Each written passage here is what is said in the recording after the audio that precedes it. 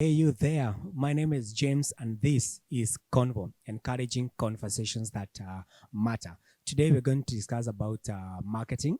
It's a series that we've been learning on marketing. And you know what? We just decided, man, we need to help each other, thrive online. And so we decided to learn a series we're calling putting your business online and informing you or sharing with you content that allow you to be more effective when it comes to online. And we said social media is not just enough. Having a Facebook page, man, or an Instagram page is not just enough. We say that for a serious business, if you want to thrive online, you need to have your website. And we said there are different kind of websites. We have a brochure kind of website, a brochure where you just give people information about you. If they want to meet you, if they want to, contact you, how they can do that. That's a brochure. That's basic information about your business or about you as a brand. Then we said that you can even have a bigger, more elaborate website where the customers can come and even purchase and check out and wait for delivery. That's still a kind of a website. So we thought we need to be able to help each other be more effective when it comes to online things. Putting your business online. And the question I want to ask is your business online? Today I'm joined by Steve, and Steve is joining me on Zoom, and so we're gonna have this conversation on Zoom. Karibu sana, Steve.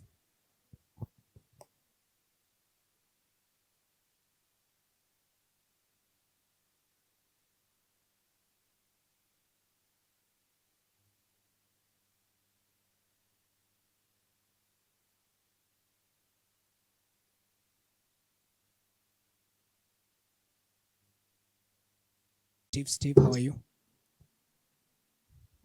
Hi, James. Good to see you.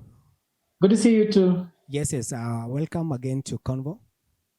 Thank you, James. Yes. Glad to be here. It's been a while since we, catched up. We've not catched up for some time. Sure. Yes. I hope you're well. Yeah, I'm good. And I just wanted to engage you in a short conversation. Yes. On a website structure. Yeah. And maybe to ask you, how do you plan your website structure? And I think as you said earlier, I think we've come a long way where we of course we started off by just getting to understand how do we go about planning and doing our marketing online. And now I think we're on the fourth stage where we're focusing on your marketing assets, like the hub of your marketing asset, which is your website. Yes. So a website structure is very important. And in essence, rather, what it means is just is how your pages are connected to each other. Okay. So a website is a collection of web pages. Yes. And it's important how you structure those pages so that your website is able to achieve the goals that you intended to achieve for your business. And in this case, of course, is be able to attract and retain visitors on your website, but most importantly, convert them into customers. So it's like the way you build a house. Yes. So it starts off by designing the house. How do you want the rooms to be like? How many rooms do you want in the room? So when people enter the house, so do they enter straight into the living room? Do they get into a lobby? And then how do they navigate from there to the kitchen, to the restroom, to the bedroom and so on. So the same thing with our website. So it's good to visualize the journey of your customer as they visit your website. Because in this case, your website is like your virtual, is like a representation of your physical store. So you're welcoming people to your shop online. So how would you want them to navigate from your shop front, to the, assuming you have display units for your products, so how are the products arranged, how easy is for them to identify what they need within your store. This is your online store. How do they find their way to the cashier? Yes. So that they can be able to check out. So a website structure, in essence, just talks about how your set or collection of pages connected to each other. Okay. Yeah. Oh, great. I like the fact that you say that when someone comes in your house, it doesn't just come directly to the bedroom. And I think that explains what really website structure is all about. And maybe just to emphasize on that I don't have to come directly into your bedroom. Why is it important then to have a website structure? Yeah, understanding that a website is a marketing tool. Yes. And there are actions that you desire visitors to do on your website. Mm-hmm. So it's very, very, very important to have that in mind as you design your website. Yes. People don't just hop onto your website by chance. Yes. It means they're looking for something. They have a problem and they're looking for a solution. Sure. So the first page that they land on your website should be able to communicate that problem really well. Yes. For them, of course, to resonate with it, mm-hmm. And of course, be able to pass on a solution that would be able to address that problem or challenge that they are having. Yes.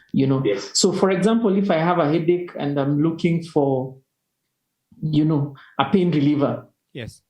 And let's say, for example, I can't, lockdown. I can't go to the chemist, mm-hmm. so I need to order these drugs online. Yes.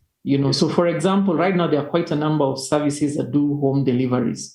And even in fact, like pharmacies online that cater to people's, prescriptions. Yes. So if I have a headache and I type, I have a headache, the search queries that people type on Google. So it means it should lead them to a page, assuming it's my web page, where I'm able now to communicate, as in my messaging should be congruent to what the user is searching or the user is looking for. Yes. Yes. So if it's something to do with headache, then of course the products that are listed on that page are pain relievers. It will be Panadol, headaches, Maramoja, and so on.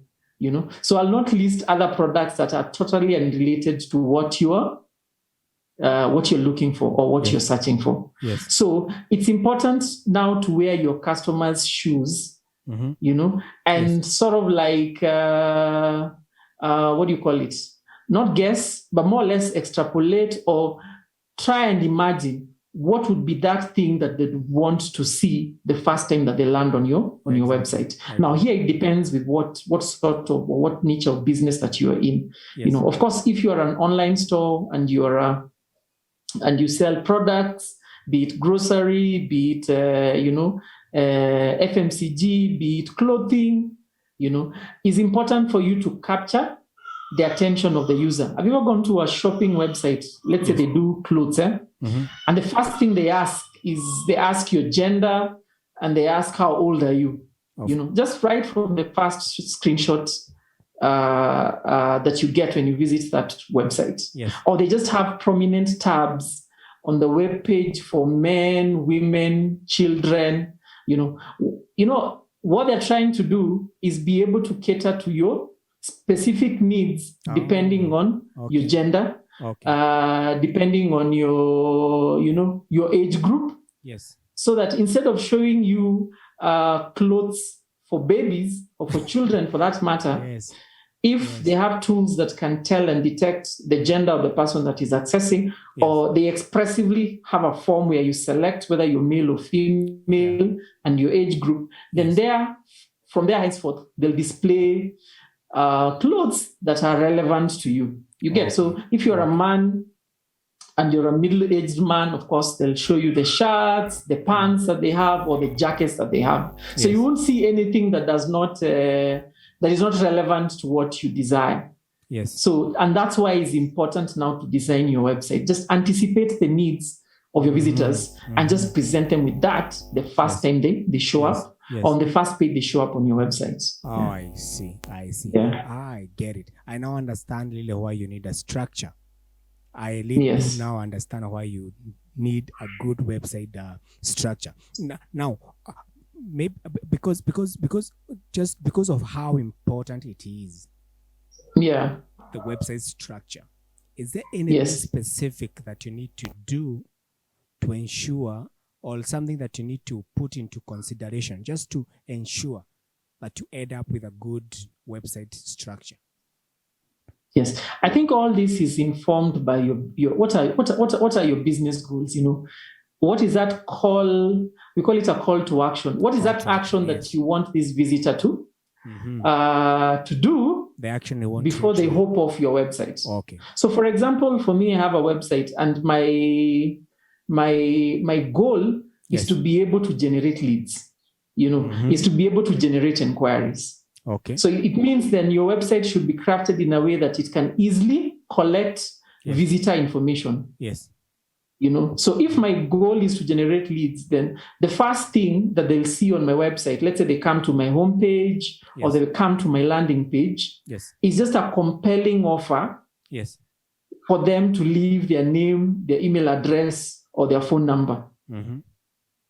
Because that's the action that you desire visitors to do the first time they come onto your website. Yes. So that is a website that is now optimized for conversions. For example, if you're a blogger and what you desire your visitors to do is either to watch this video or to read an article. Yes. So for you, your primary goal is to make sure that this visitor is totally, what do you call it? Is really totally locked in onto your content. What you value most is how long people stay on your website. Okay. Because you know that the more they stay, the more they'll get to consume the content that is published on it. Yes. So it means for me, then, for example, what I would do as a blogger, I would feature my most recent blog post or my most popular post on my blog. So in this case, probably I'll have a very compelling blog title, and I'll have a really nice image. And the desire here is just you want to generate clicks to that blog so that people can be able to read. For example, let me just give this as the last example. Let's say, for example, I'm an online store, and I really want to push a particular product. At a particular product line. So for me, what I would feature prominently on the website, on the first screenshot that they get, is we call it the above the fold, is to feature that product prominently. And if it's on offer, then make it very conspicuous that it's on offer or something. So you see what you're trying to do. You're trying to design your webpage or your website in order to be able to drive a particular action that will lead you closer to accomplishing your business goals. So it's important for you as a website owner to know what exactly are the goals that I desire from my website. Is it to generate leads? Yes. Is it to breed brand awareness? Is it to generate sales? Yes. And the moment you have that goal well articulated, then everything else just, cascades from there. So it means, in as far as my design is concerned, if my focus is to generate leads, then I would rather have a sign-up form prominently featuring on the website, or this sticky toolbar that keeps on asking people for their email and their phone number. So that's why it's important for you to know exactly what goals do you desire to drive out of your website, which of course will inform on how you structure your website in terms of linkages. How do people click through to be able to perform that action that you want them to do, either to subscribe or to order or or to read more, and so on and so forth. So that's why it's very, very important. Wow. So that means that before you even think of setting up your website and even developing it, you need to answer some questions. What do you need this website for? Very true. Or do you want to convert? Do you want people to read more of your articles? Do you want them to, get to know you, or you just simply want to collect their, their contacts? So it becomes very critical that you need to understand that. Yeah. Amazing.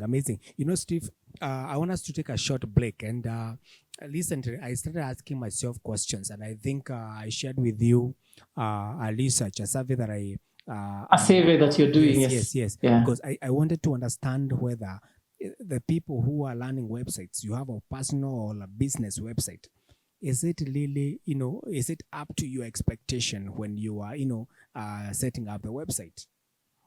Yeah. And I would really still, I will put up the link here. If you have a personal, website, I would love you to just take 2 minutes survey just to understand whether there were some expectations that you had. And also if still your website is, meeting your expectations, I would be glad to know, so that maybe it even help us even understand, how we're going to drive our content going forward. Because like I told you, Steve, last time, my observation is that there's so many people websites, but those websites do not one, they're not Did not updated, perform. they don't Yeah. perform, it's Yeah. just laying there, just being Yeah. hosted. And so Yeah. I hope you take some time and maybe take that survey, that is if you have a personal website or you have a business website. So we take a short break. When we come back, we're gonna discuss more about what pages do you need to, the obvious pages that need to be on your website. So see you on the other side.